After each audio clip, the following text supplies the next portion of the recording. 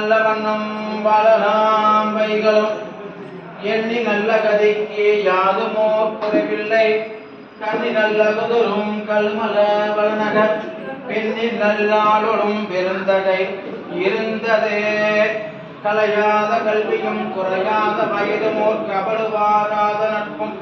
கன்றாத வளமையும் குன்றாத இளமையும் கழுவினி இல்லாத உடலும் சலியாத மனமும் அன்பு அகலாத மனைவியும்